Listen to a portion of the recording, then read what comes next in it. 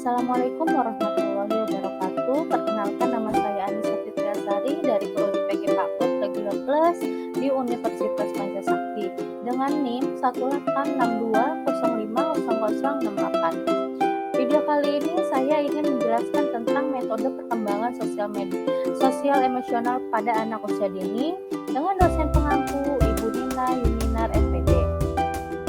Tema yang saya ambil yaitu penanganan anak tantrum. Pendidikan anak usia dini merupakan salah satu bentuk pendidikan prasekolah yang menyediakan program pendidikan dini bagi anak usia 0-6 tahun, di mana pada usia ini disebut usia emas atau golden age, yang mana waktu yang tepat untuk anak menerima segala pendidikan yang baik, sehingga melaksanakan program belajar di PAUD harus menciptakan suasana yang nyaman dan menyenangkan. Sebab perkembangan anak di masa depan sangat ditentukan oleh berbagai stimulasi bermakna yang diberikan anak sejak dini. Lembaga Pendidikan Anak Usia Dini atau PAUD adalah tempat yang dirancang sebagai tempat bermain dan belajar bagi anak usia 0-6 tahun yang berpengaruh signifikan terhadap corak dan karakter anak, sebagai tempat dalam proses tahap pertumbuhan dan perkembangan anak, sekaligus merupakan masa yang tepat untuk meletakkan dasar perkembangan, membiasakan nilai-nilai agama, moral, sosial emosional, kemandirian, kemampuan dasar bahasa, kognitif, fisik motorik, dan seni. Sebagian orang tua mungkin pernah mengalami kondisi buah hatinya mengalir tantrum. Ya, apa yang ditakutkan mengenai anak tantrum dan langkah apa yang biasanya ditempuh dalam memahami anak tantrum? Yuk kita simak penjelasannya. Temper tantrum atau yang lebih dikenal dengan nama tantrum saja merupakan ekspresi frustasi dan bentuk ketidakmampuan anak untuk mengungkapkan kebutuhan secara verbal dan disertai unsur marah serta ledakan emosional. Temper tantrum ini biasanya dialami oleh anak usia 1-4 tahun dan terjadi pada anak yang belum mampu menggunakan kata-kata untuk mengekspresikan rasa frustasi mereka akibat tidak terpenuhinya keinginan mereka atau hanya sekedar ingin untuk mendapatkan perhatian dari orang tuanya saja.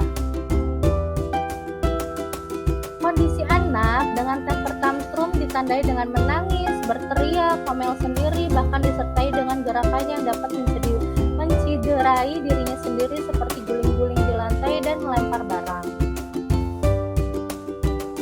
Tantrum biasanya disebabkan oleh beberapa faktor, yakni dari sisi anak sebagai ungkapan protes anak kepada orang tua serta kegagalan mengungkapkan secara verbal.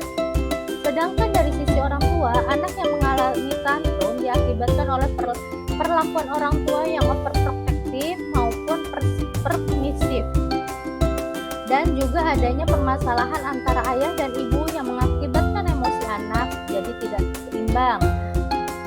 Dan yang terakhir, dari faktor lingkungan juga mempengaruhi karena mungkin adanya persaingan dengan saudara kandung ataupun kebiasaan menerapkan peraturan yang tidak konsisten. Selanjutnya, mungkin untuk menghindari atau mengurangi tingkat tantrum anak dapat dilakukan dengan memenuhi kebutuhan fisiknya terlebih dahulu. Kemudian memberikan contoh yang baik dari orang tua untuk mendengarkan suara anak dan memberikan kesempatan anak untuk mengenali apa yang boleh atau tidak boleh dilakukan.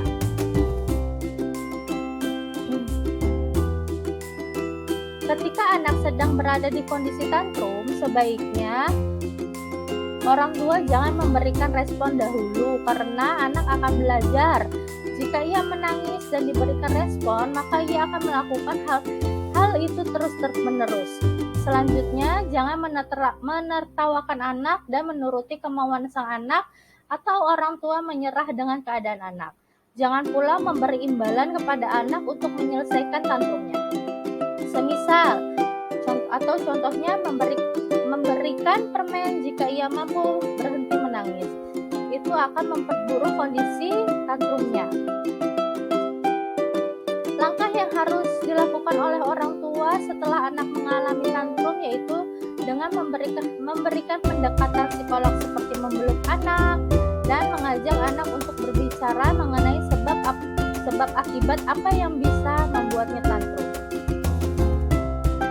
Terima kasih. Mungkin cukup sekian video penjelasan anak tantrum saya paparkan. Kurang lebihnya terima kasih.